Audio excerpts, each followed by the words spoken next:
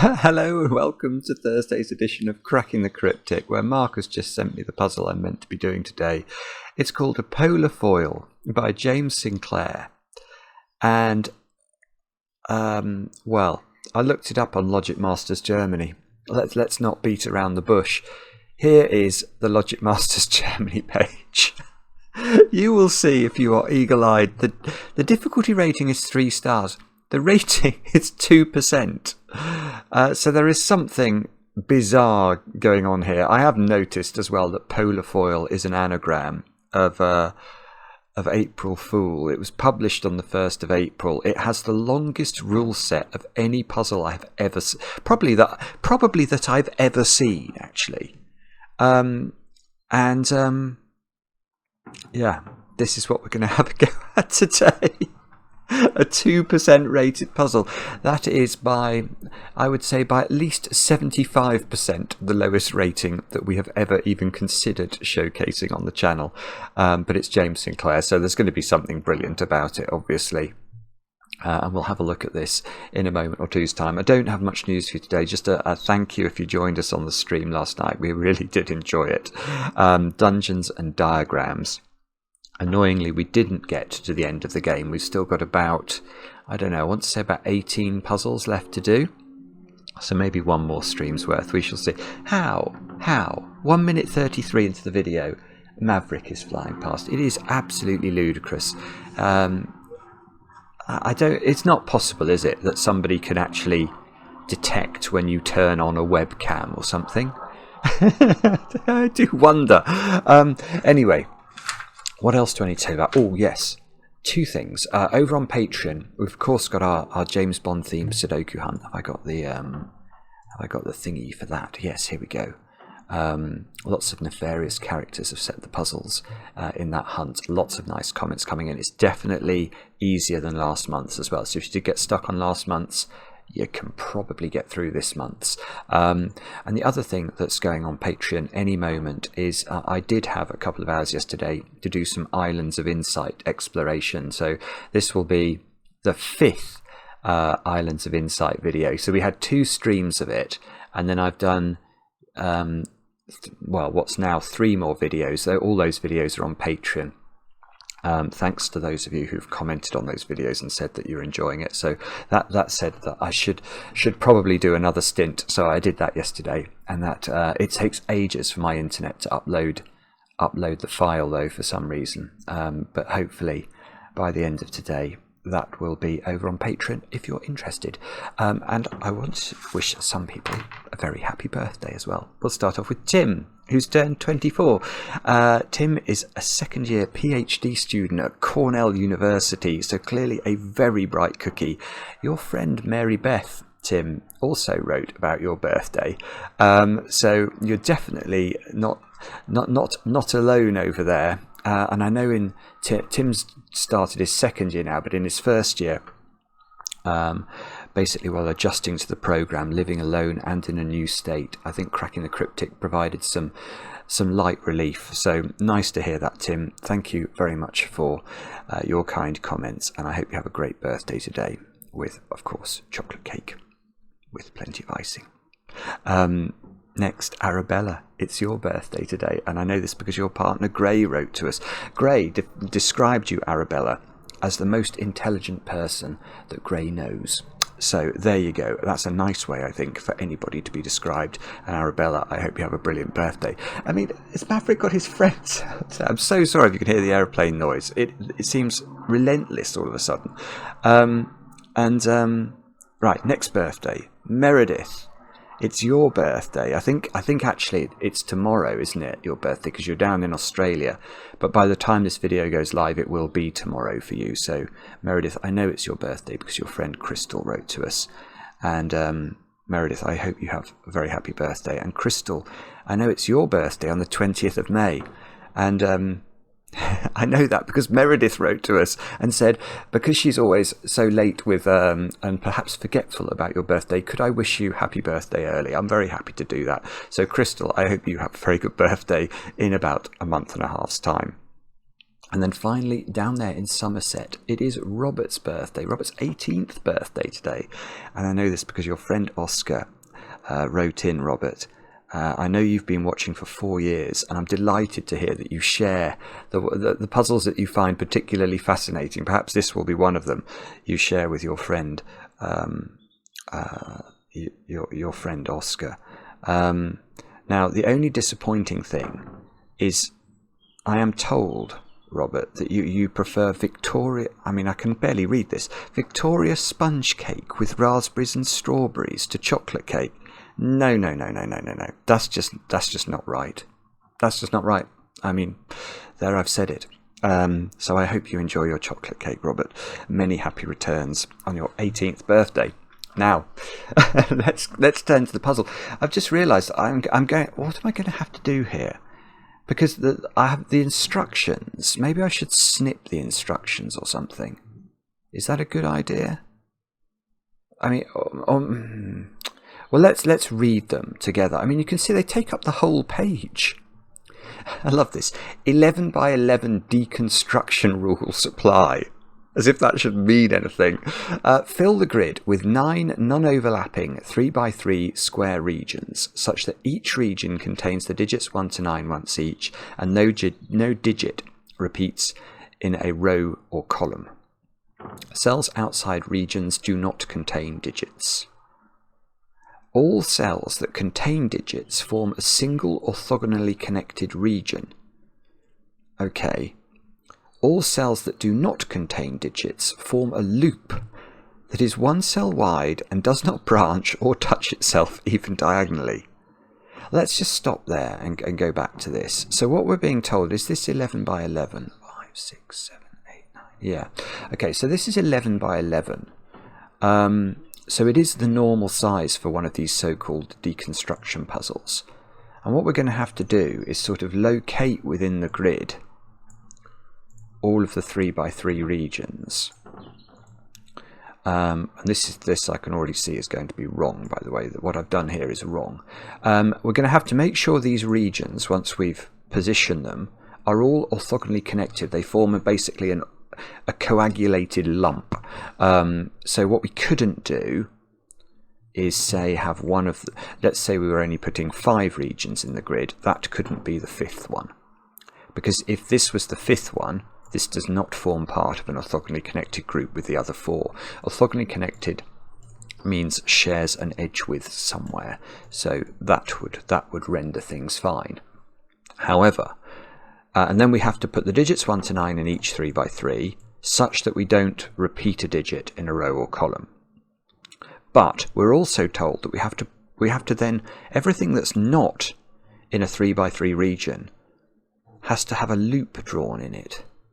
All cells that do not contain digits form a loop that is 1 cell wide and does not branch or touch itself even diagonally. So you can see this is impossible. We can't draw a loop. Let's move that one down. This is going to be a problem as well. Let's move this one up. Now, if we're going to draw a loop, let's go to the pen drawing tool. Oh, hang on. I can't do it. Maybe I can. No, I can do it. Here we go. We could draw a loop. Well, but this is not going to be right, because we have to draw a loop round all of the cells that are not in. We have to draw a loop in all of the cells such that the loop doesn't touch itself either. So actually we couldn't make that position. So that's going to tell us something. That's going to have to be a 3 by 3 box or something like that. So anyway, there's a big loop to draw. That's what we've learned so far. But don't worry, there's still a whole screed of rules to get through. Let us move on. The following standard clues appear in the puzzle. Thermometers. Digits on thermometers increase from the bulb. So hopefully that's clear. Region sum lines. Box borders divide each blue line into segments with the same sum. So, I wanted to do colours. So those, well, hang on, we can't do this because we don't know where the borders are. Okay, we're going to have to we're going to have to draw in my 3x3 boxes again, sorry. So if that was a 3x3 box and that was a 3x3 box, then what we're being told is these box borders divide this blue line into segments. So you can see that in the green box there are 3 cells. We'd look at the digits in those 3 cells, we'd sum them. Let's say they add up to 10. These 2 squares would have to add up to 10.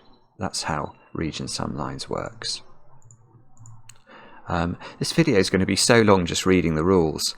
Renban lines. Purple lines contain a non-repeating set of consecutive digits in any order. So if you put a 1 on a purple line and it's 3 cells long, you've got to put 1, 2 and 3 on the line in some order.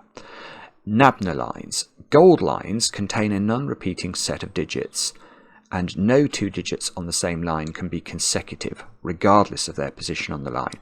So if you put a 1 on a Nabna line, you couldn't put a 2 anywhere on the line. If you put a 5 on a Nabna line, you couldn't put a 4 or a 6 anywhere on the line. Digits in cells with a shaded square must be even, and digits in cells with a shaded circle must be odd. Sorry, so everything I've just told you is wrong. However, all clues are Roggen. For the purposes of this puzzle, a thermometer is not Roggen. So hang on, we have to make things Roggen. We have to make things wrong. But a thermometer is not wrong if any cell on the thermometer contains a digit that is equal to or less than a digit in a cell that is further from the bulb. A thermometer is not wrong if any cell. Right, so what that I think is saying is that in this puzzle, a thermometer must be absolutely, completely and utterly wrong. So let's say we look at this thermometer and say it was quite broken. So let's put 9. Oh, I wanted to put 9 there. Let's say that was 7 and that was 8. You can already see this thermometer is broken. However, I think what it's saying here is that because... So this thermometer is definitely broken in toto, but it's not Roggen enough in this puzzle, because the 7 is closer to the bulb than the 9, so relative to the 9, the 7 is correct. So actually what we're being told is that thermometers effectively have to go backwards in this puzzle, I think. Completely backwards. So if we change that to this, then I think this thermometer is now Roggen in the sense that the rules require. I think that is what I think that is saying. Goodness me, everything has its own Roggen description. A region sum line is not Roggen if any 2 segments, so the box borders dividing the thing into segments, on the same line contain a set of digits that sum to the same number. Yeah, okay, so what that's saying is, okay, let's try and work out what I think this is saying.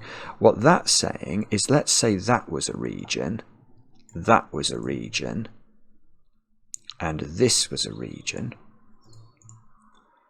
Then let's say this is a 9, this is a 4, and this is a 6, but this is 1, 3, 5.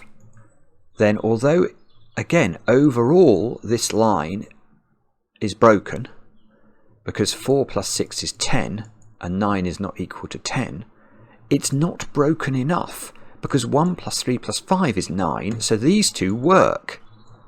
And that's not good enough for it to be broken.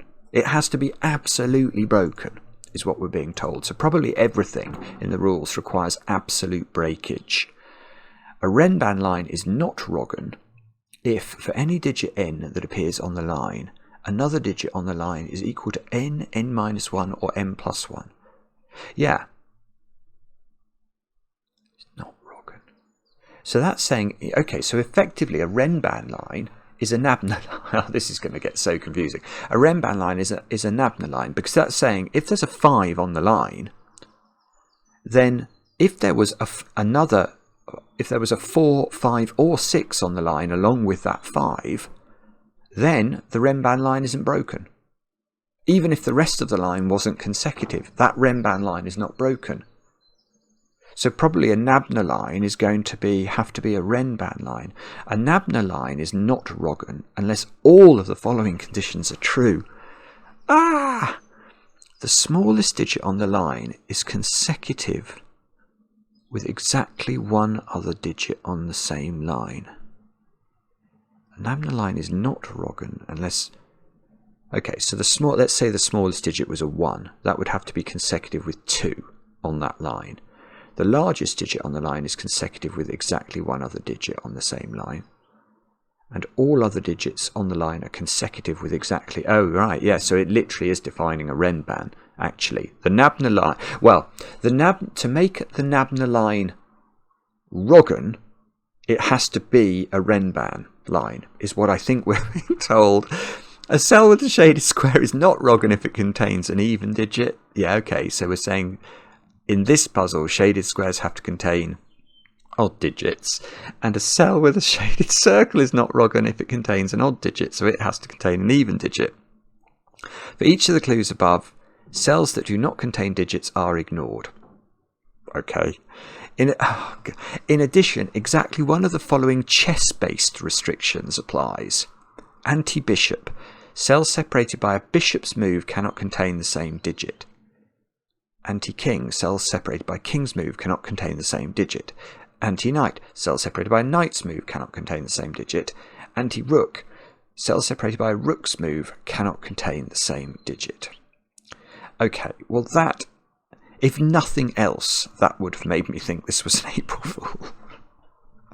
Because we talked before about anti-rook. Sudoku is just anti-rook. That is the nature of Sudoku. Because, of course, rooks in chess move along rows and columns. So, because this puzzle does have the rule about you can't repeat a digit in a row or a column, it axiomatically exhibits anti-rookishness. So I think this final instruction is otiose in a way. I think.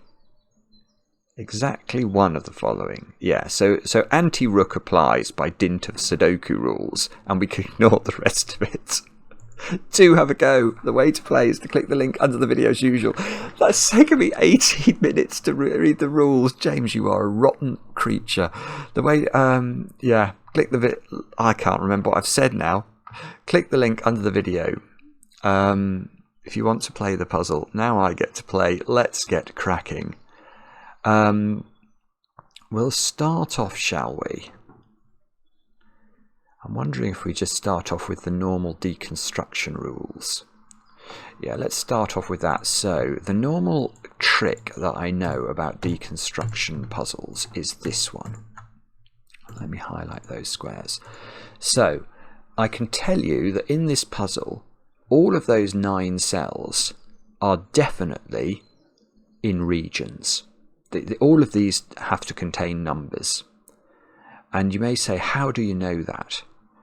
And that is because of the pigeonhole principle. So the way to understand this is that we have to put 9 3x3 boxes in this puzzle. And I invite you to try and put a 3x3 box into this grid and not overlap with one of those green squares. You can see it's impossible. You can't do it. There's nowhere to put a 3x3 box in this puzzle that doesn't overlap with one of these green squares. But the interesting thing is that you can't make any 3x3 block that you put in this puzzle overlap with more than one of those green squares. It doesn't matter how much you try and stretch it, it won't quite reach another green square. So actually, we know that wherever we put our first 3x3 block, it will overlap exactly one of these green squares and no other. And because we have to put 9 such boxes in the puzzle, each one will overlap exactly one of these. And therefore, these are going to have to be numbers or digits. Yeah, each one of these will be part of a separate 3x3 box in this puzzle, is what we can say ab initio.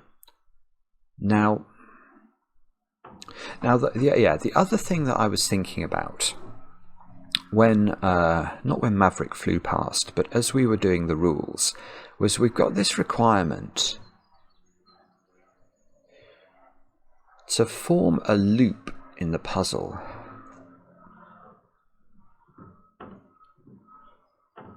In the cells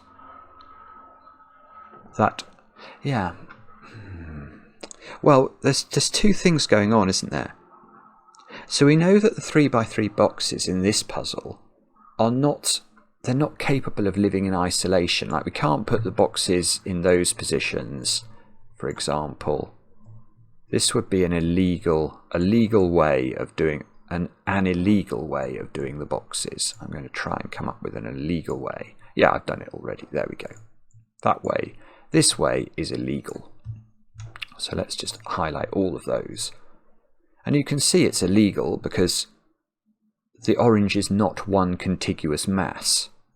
It's separated into islands, and we know that because everything has to be orthogonally connected in the 3x3 boxes, this wouldn't work.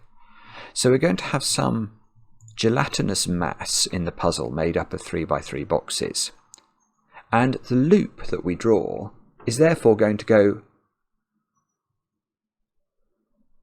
Well, no. Well, I was going to say it's going to go around the edge of the gelatinous mass. Yeah, and it is.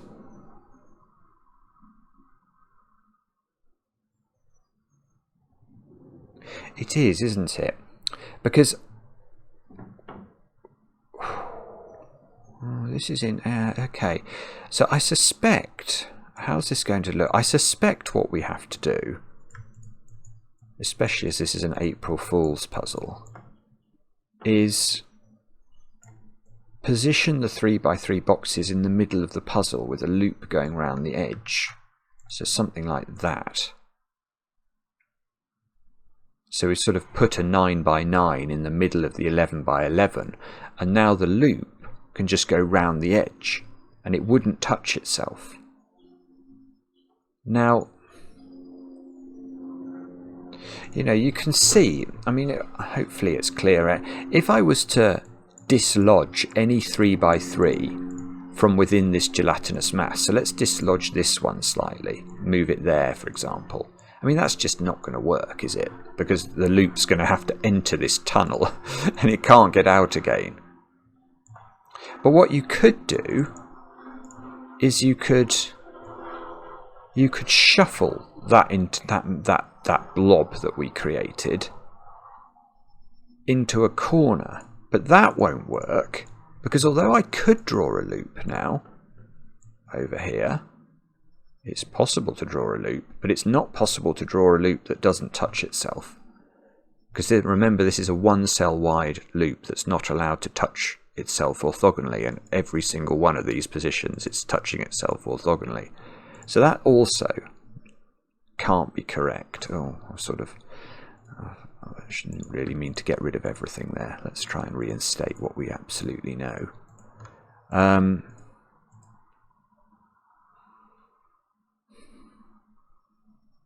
And are any other shapes possible? I suppose that's the only other thing we need to get. Do we have to keep?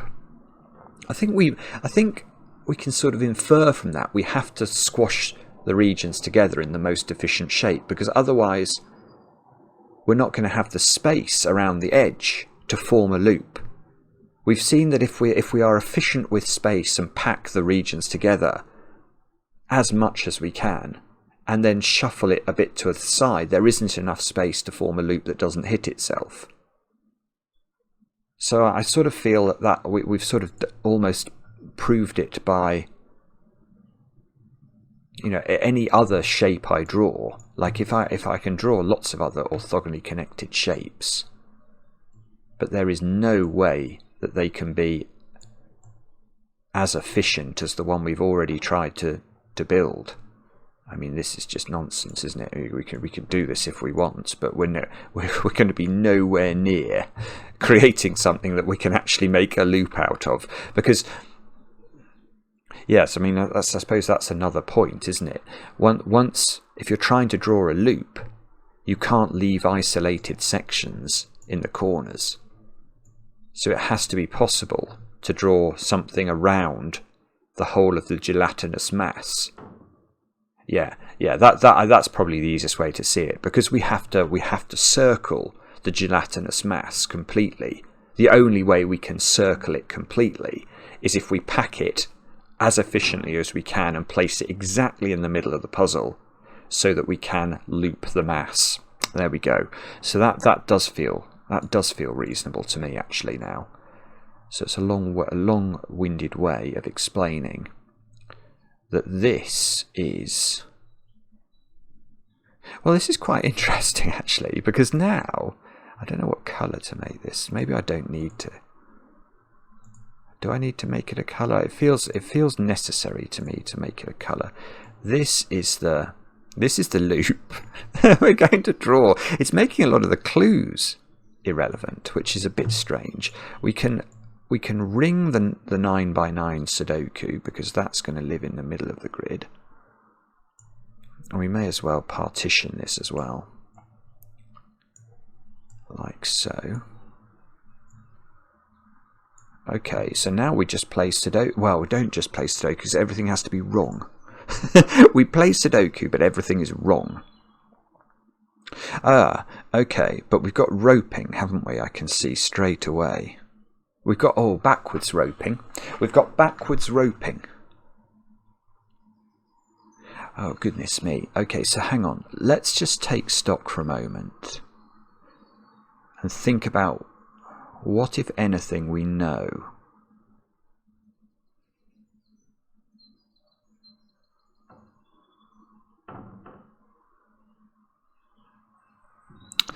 Right, guys, this is outrageous. This is outrageous.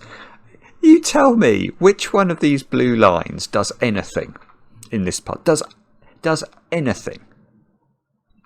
And I'm going to tell you the answer to that is none of them. None of them do a dicky bird to help us here. I think.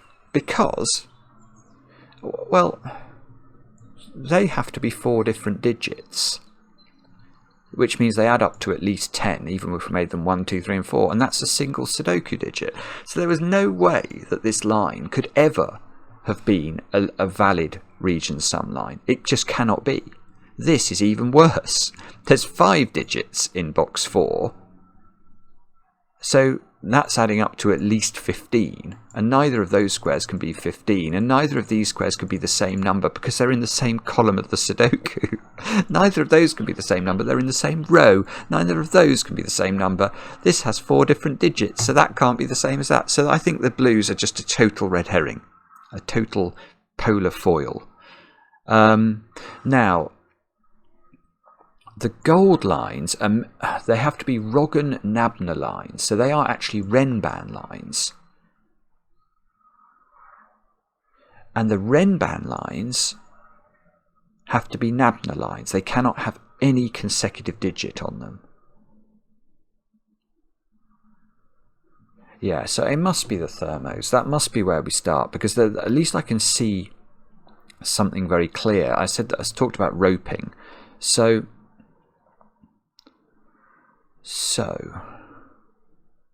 well, what does roping tell us? Well, because you can't repeat a digit on a thermometer, these 3 cells here, let's make those, I don't know what we should make them, green, or maybe I get rid of the colouring there. Okay, let's make these dark green.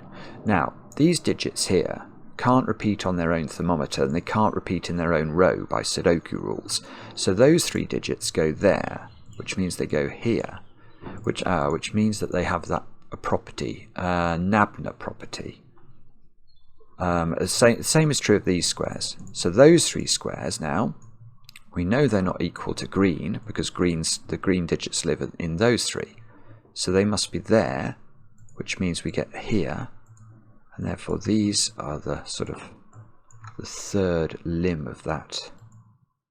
What colour should we have? Let's try and choose a nice colour. Should we choose blue? I think we can choose blue. So, right, and this thermometer is not a normal thermometer. It's a backwards thermometer, isn't it? It has to run completely backwards. So this has to be a very small digit. And then, but in the end, these smaller digits end up on what is in effect in this puzzle a Nabna line, so nothing consecutive. So if this was, right, so if this was 1, which is the least it could be, then this could be a minimum of 3 to not be consecutive. That could be a minimum of 5 to be not consecutive. So 1, 3, 5 is the absolute minimum of these digits.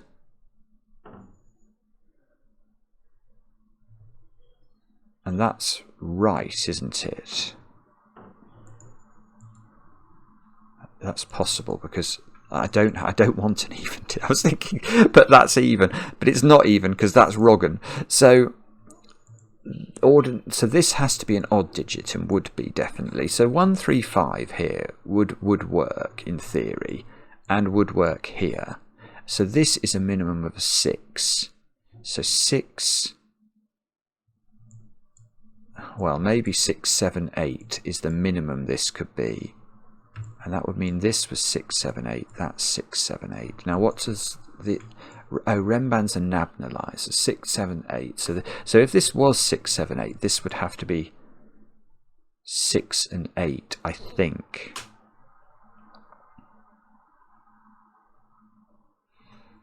But that's at least... Okay, so we can probably pencil mark this thermometer then. Because this can't be higher than 7, can it, this digit? And it can't be lower than 6.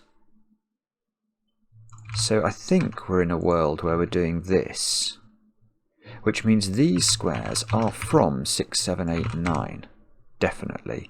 Now these ones, 1, 3, 5 was the minimum, so this could be 6. Yes, okay, so this is 1 or 2. This is 3 or 4. It's definitely not 2. And that's 5 or 6. And then you can't have a consecutive pair along here, which helps for this one. So actually the more meaningful restriction is in these cells. There's only 4 different digits to choose from. Here we've got 6 different digits to choose from.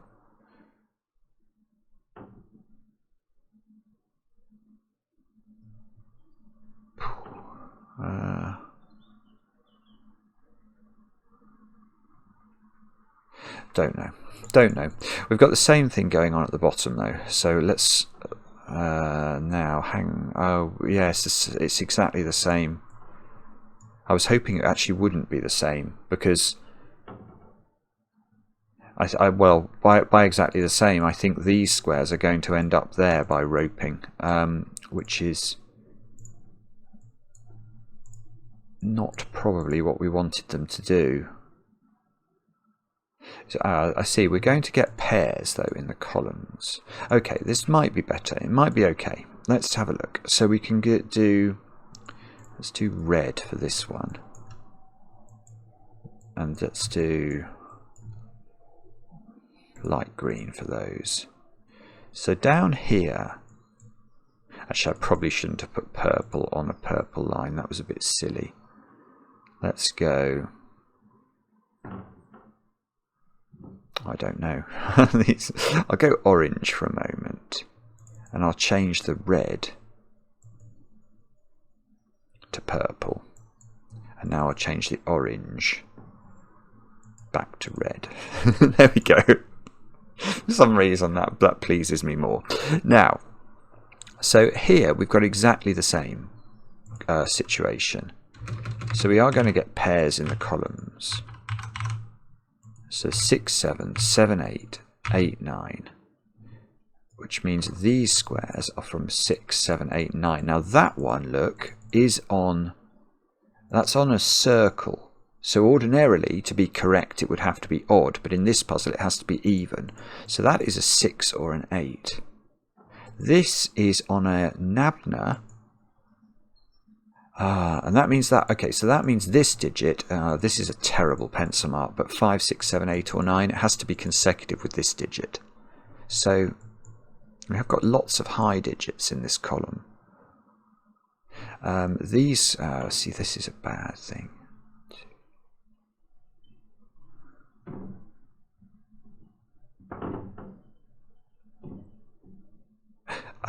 Okay, I've got it. I've got it now. Right. That is very cute, actually.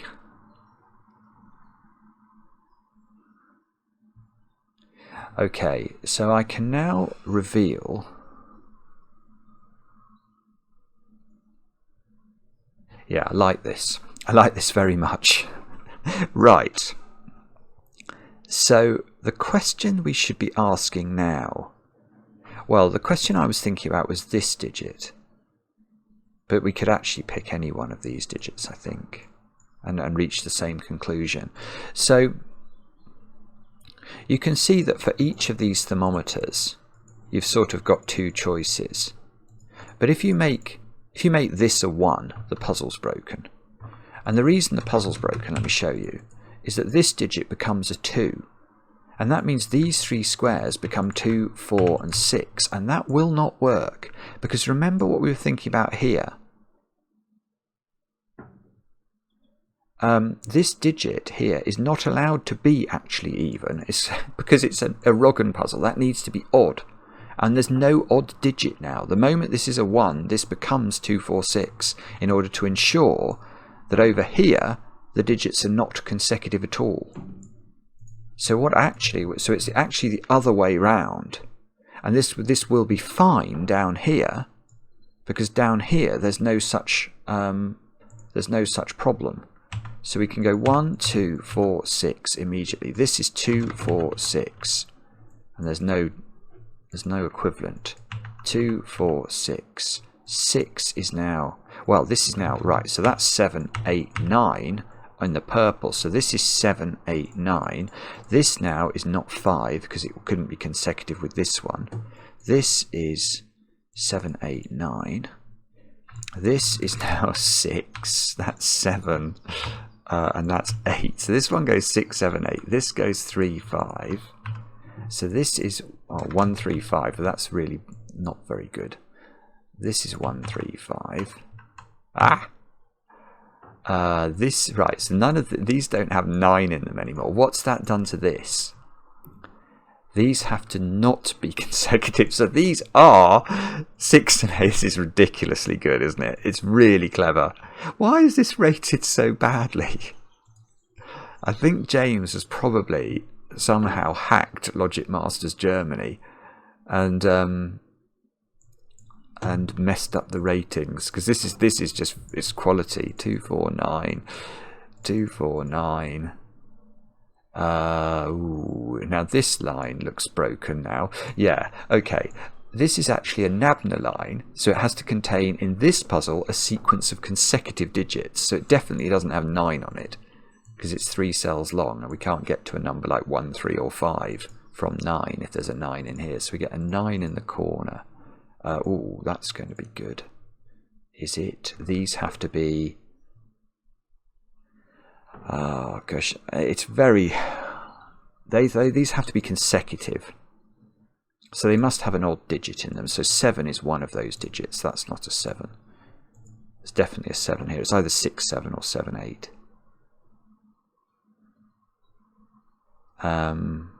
That digit has to be even in this puzzle because it's got to be Roggen. There we go.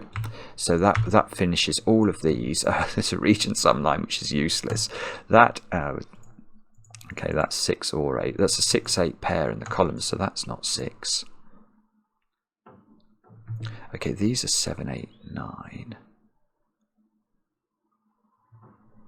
What are the digits in light green in the bottom? They are 1, 3, 5.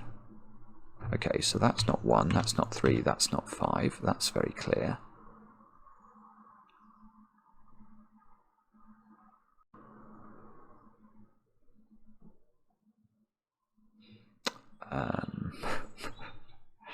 Okay, that's not 9.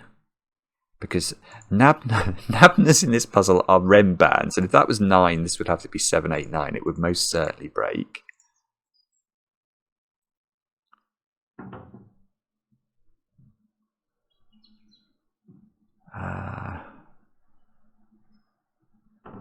So what have we actually got left to deal with? We've got 2 Ren bands, a tiny stub of a thermo. Oh, another tiny stub of a thermo.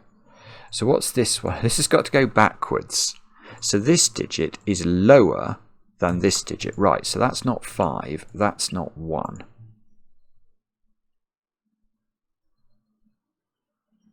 Okay, that didn't do anything.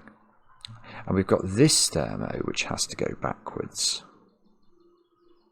Okay, that's quite interesting. Because the tip, the lowest digit on this thermo is that one. And that can't be 1 or 2, so that's at least 3, 4, 5. Oh, that's useless. 3. There's no requirement for it to... 3, 4. This is at least a 5. See, it would be interesting if we knew what this one was.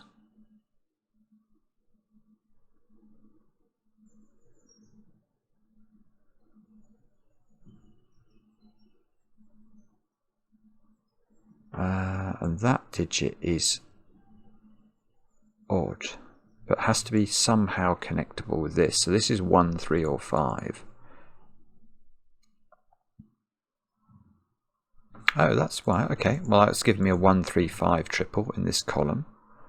So 2, 4, 2, 4, 6, 9, 2, 4, 6, 9. Yes. Okay, so where is 9 in column 5? That's a good question. It's not there because it needs to be... This is effectively a consecutive sequence, so 9 is here. And that's going to fix that one. Lovely. Right, so this is 9. This must be 7 and 8 in some order. That fixes this is 6. This is 8. This is going to be good now. Now this one has to be consecutive with this one. So if that was 7, it couldn't exist. So that's 6. That's 7. This is 5 or 7.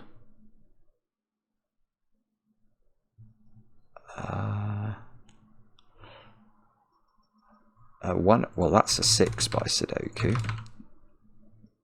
There's a 2, 4 pair in this column. 1, 3. No, okay. So all the even digits have appeared in column 7.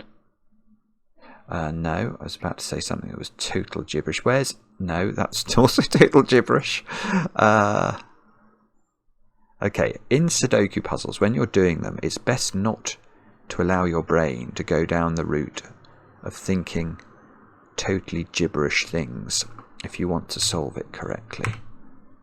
There is a knowledge bomb.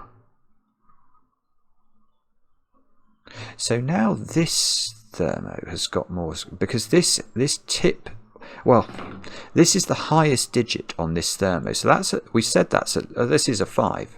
Oh, this is fixed. This is fixed now because this digit had to be at least a 5, and it can't be any digit that's higher. So that's got to be 5. That's got to be 4. That's got to be 3.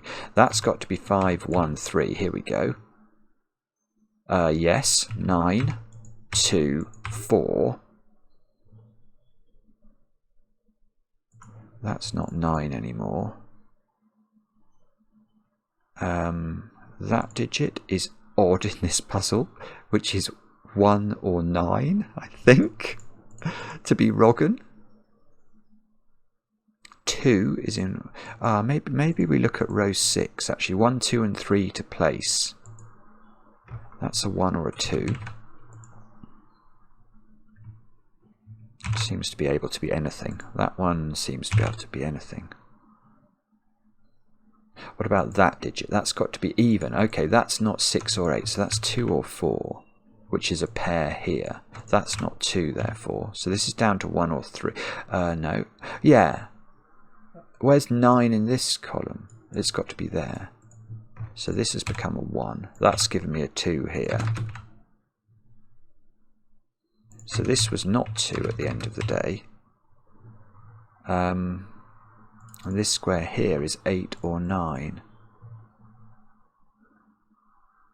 This is a fabulous puzzle. It's absolutely bonkers. How long has it taken me? Well, if you count the fact that basically of the 45 minutes I've gone so far, at least half an hour of that was reading the rules. It's quite a quick solve so far. 135 here. So okay, so this is from 2, 4. This is even. Ah, that might be good. That's got to be 2, 4 or 6. So can we therefore deduce what this is? Yes, well, no. Yes, we can. Because it can't be 3. Right, I was going to say it can't be 1. Because it's only 1 odd digit on here now and 2 even digits. And yet this sequence is a consecutive sequence. So if this was 1, we'd need to put 3 on the line as well, which we can't do. There's only 1 odd digit. So this can't be 1, it can't be 3 by Sudoku, so it is 5, and the 5 must sit between 4 and 6, and that even does the order of them. 4, 6, this is 2, 4, 6. Now, what does that mean then? 5 comes out of here, 5 comes out of there, 4 comes out of here and here. 9 comes in here. That's now a whoopsie. That's a 2. 2. This is a 2-8 pair now by Sudoku. So 1, 3, 4 have to be placed in this box. That's not 1. That's not 3.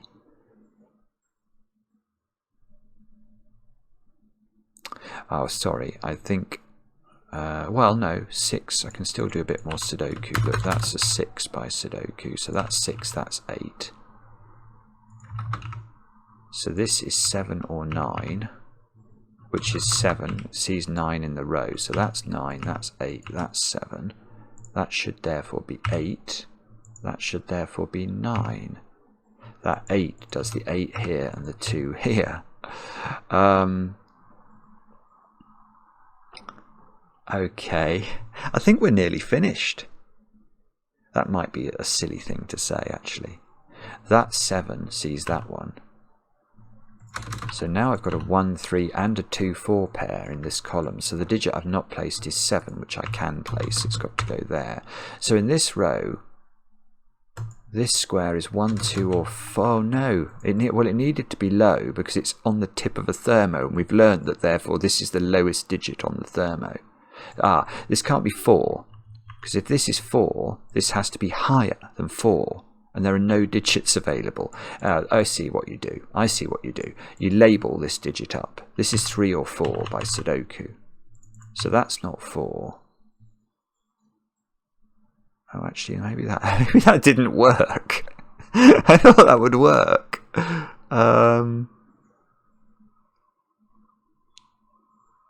Oh, bobbins, that didn't work. Sorry. At least I don't think it has. What on earth am I meant to do now, then? Have I misunderstood this thermo? That's very likely. Or have I misapplied Sudoku? Another quite probable thing for me to have done. Or have we missed a... No, it's not the region sign. What about that one? This... If that's 3, that has to be lower. So this would have to go 3, 1, and that would break this. So this is 5. Which I could have got by noticing they were a 1, 3 pair. Sorry, that was very obvious. Oh, well, okay, no, it's doing something, because that's now 5. Oh, but it's probably not doing nearly enough. Okay.